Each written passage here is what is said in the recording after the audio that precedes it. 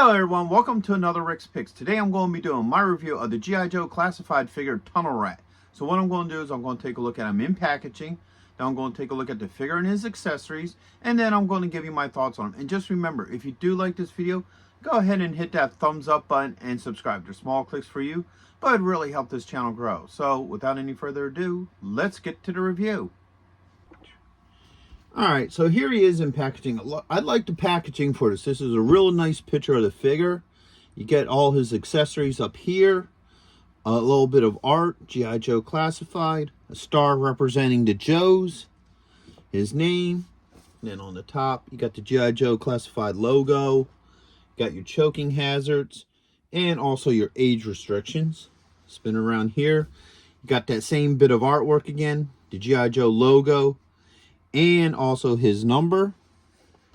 Spin around this way. They got a couple of features here. You get another look at the figure with all his accessories. His name, what number he is. You got your legal and his stats. And then on the side, you got a blue and black version of the art from the front. His number. You got your QR code. And you also have his stats there. Flipping around to the bottom, you get a little bit of legal and his cue. So, without any further ado, let's open him up and see what he's about. Alright, so here he is out of packaging. He's a really good looking figure. I like the detail on him. So let's give him the rotation. Alright. I like how he has like the paint and stuff on his arms that matches his face and what have you. Alright. I like that they give him the little Tunnel Rat logo here. And for those of you who don't know what a Tunnel Rat is, I believe it was Army. Don't quote me on that. But what it was they had a team of smaller men at the time, you know, or smaller people, I guess, current day. Which what they would do is they would use them to go into small tunnels, sewer pipes and stuff to infiltrate the enemy. So they were known as tunnel rats because they were meant to go into smaller places where your average man couldn't get into. So they tend to be shorter people. So that's why they were considered the tunnel rats. Now, one thing I noticed about this figure is some of the joints. Like his head rattles a little bit. Like, you know, his head's really loose. Some of the joints are really loose. I don't know if you can really see it here, but you got a really big gap in here. I mean, I could fit a fingernail in there. You know, I mean, that shouldn't be too bad.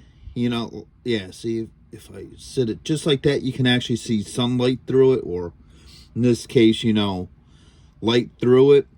So, there's a really big gap there. I would have liked that to be a little bit more snug. And his gear just feels really loose on him. You know, like they could have made some of this a little bit tighter on him. But, you know, so those are a few things that I just noticed right off the bat. So let's get into his points of articulation. So the head and neck move. Head's on a ball joint. Got a shoulder joint. Bicep swivel. An elbow joint. And a wrist joint. Okay. Get those arms up. Like I said before, you have this joint right here underneath the ribs.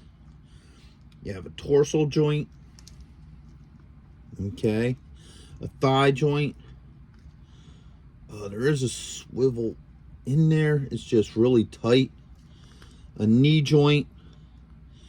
And you have an ankle joint. All right. Get back on his stand. And he comes with a bunch of accessories. So he comes with this little satchel here. All right. A backpack. Right. Comes in an assault rifle that has the kickstands, just like that. All right, and this also comes with an ammo feed box here, and that usually just hooks in through the bottom.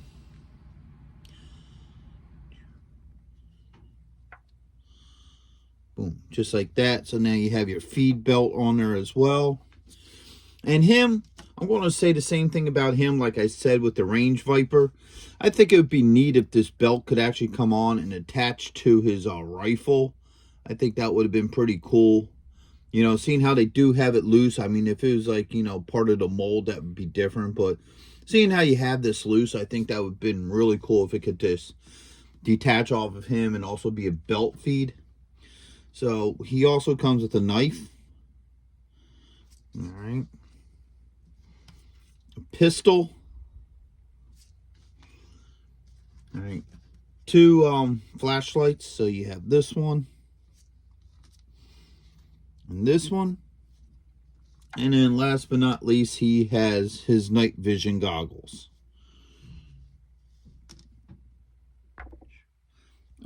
Okay, so let's see how well all this stuff fits on him. First, let's get this little satchel on him. This should just easily go right over the head. No issues with that. Spin him around to the back. You have the backpack. There's a peg hole there. It just fits right in there real nice. All right. Now, this is a neat feature that they kept from the original figure. So, his flashlights should fit well in his hand. All right, no issues. Oops, got all the way over there. All right, like I said, the flashlights fit in his hands, no issues. And like I said, from the original figure, these flashlights can hook into his backpack here, which I always thought was kind of cool. So that one goes in there.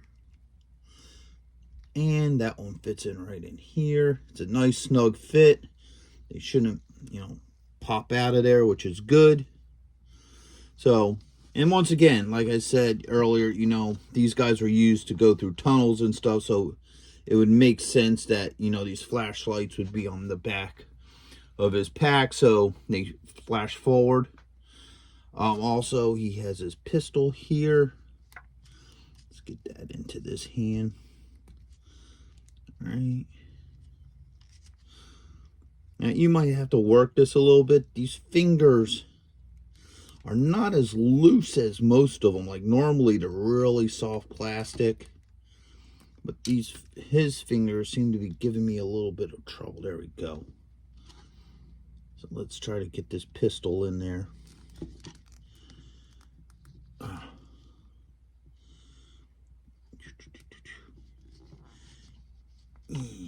really have to bend them. There we go. Yeah, I had to really bend those to get them there. Now, if you look at these fingers, and it's probably going to be hard to tell with the pistol there. Looks like they got a little sloppy with the painting. You got a little bit of the gray still on the fingers, which is kind of a shame. All right, so that pistol fits in his hand really nice. I don't have an issue with that. All right, let's try the dagger next. Okay.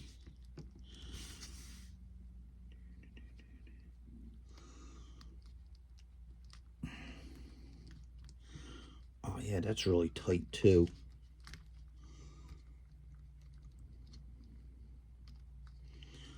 All right, so, yes. All right, so the dagger, or actually knife. I don't know why I keep on calling them knives daggers when they're actually knives. In this case, it looks like a survival knife. But, yeah, the pistol, knife, both fit in his hands very well. Pistol comes off, slides in here. All right, the knife, spin them around this way. It slides right into this little holster there with no issues. Yeah, I can see the same thing with these fingers. Like I said, let's bring them up a little bit closer. If you look at the fingers, like the inside of them, yeah, that's just gray. They just, that's a little bit of a bad painting. You know, you get that gray on his fingers and stuff. They should have painted up his fingers a little bit better, but, you know, so that's that issue.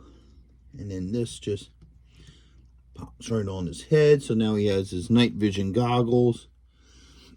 All right, and last but not least, his assault rifle here.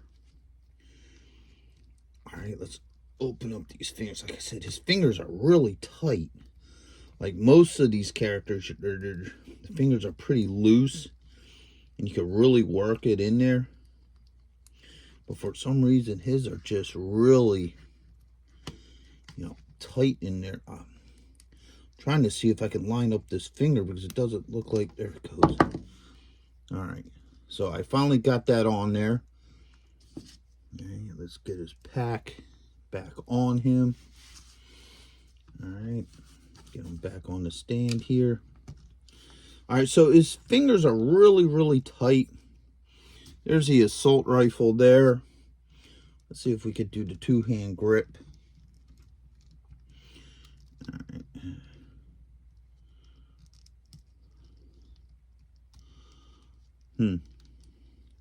This is going to be a bit of a challenge. All right.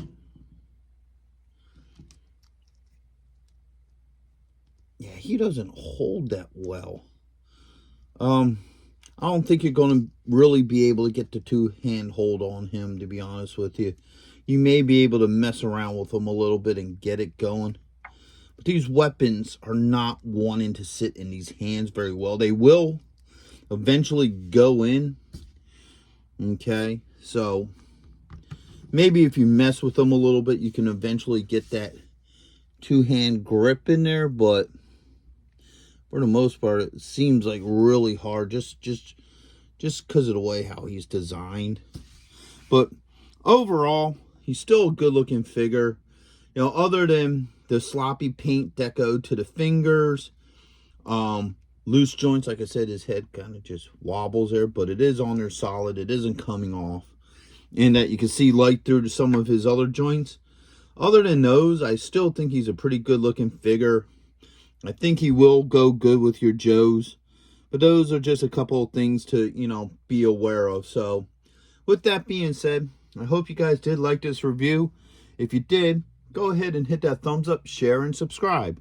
They're small clicks for you, but it really helped the channel grow. So, until the next one, late.